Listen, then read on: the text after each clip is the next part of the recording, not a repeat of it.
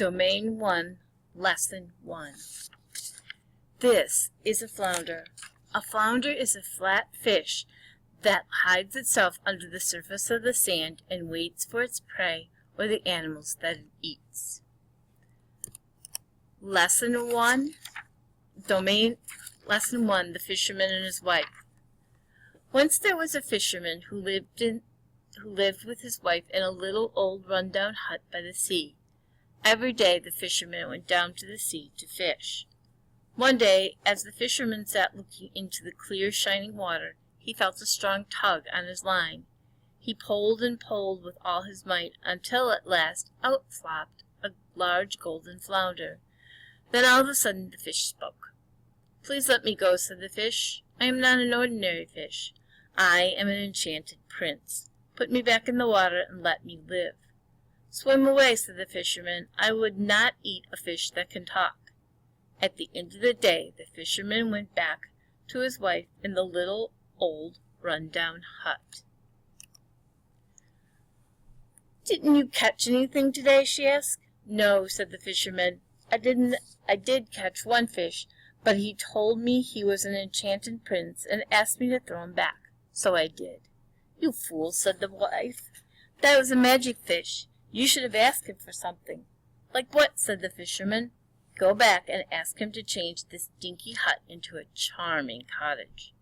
The fisherman did not want to go, but he did not want to argue with his wife either, so he made his way back to the sea.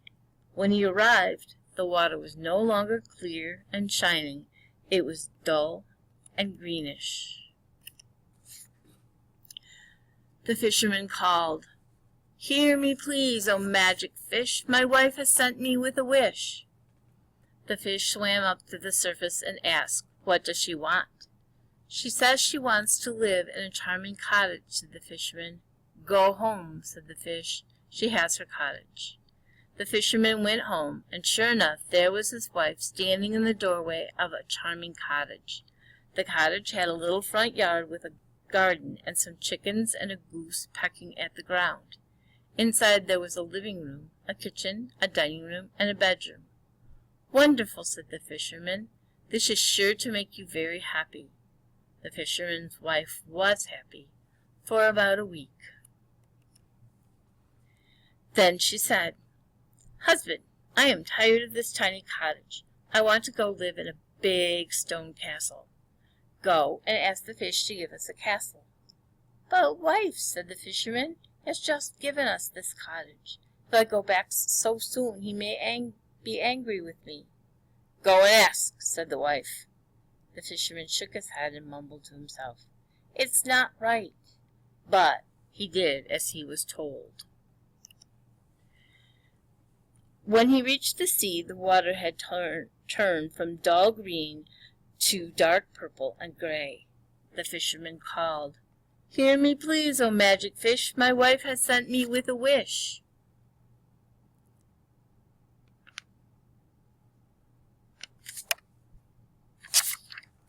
When the fish swam up, the fisherman said, "My wife wishes to live in a big stone castle."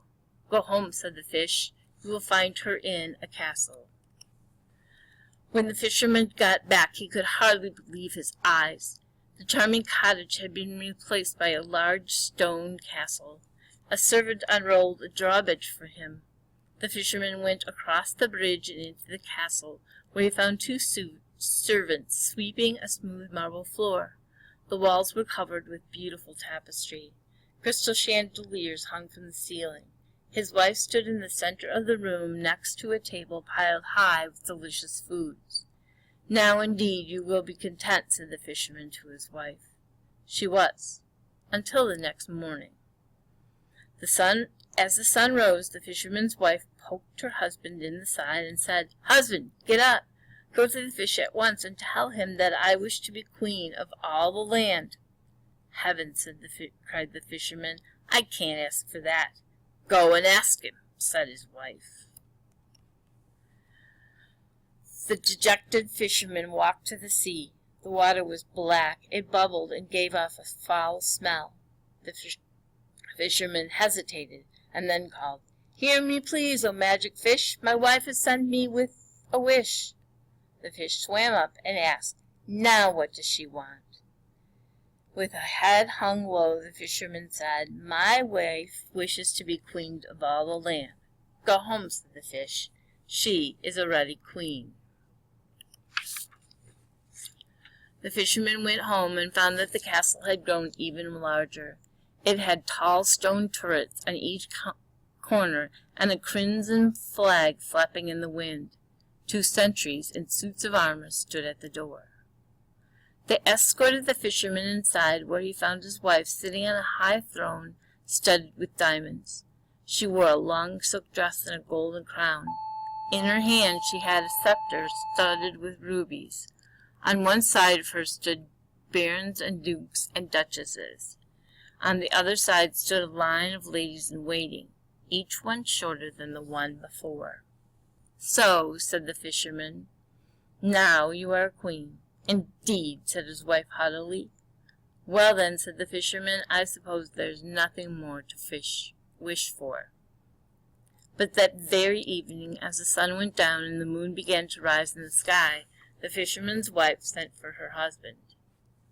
"Husband," she bellowed, "it displeases me that the sun and moon will not rise and set at my command.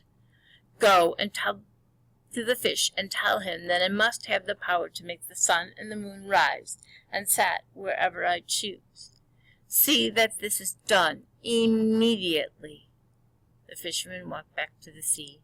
He felt sick all over. His knees knocked together nervously. At the seaside, thunder roared and lightning flashed. Huge dark waves crashed on the shore. The fisherman had to shout, "Hear me, please, O magic fish! My wife has sent me with a wish." The fish swam up and asked, "What does she want?" The fisherman replied, "My wife wants the power to make the sun and moon rise and set wherever she chooses." The fish only said, "Go home." And he did, and there he found his wife sitting in the old run-down hut, and there they live to this very day.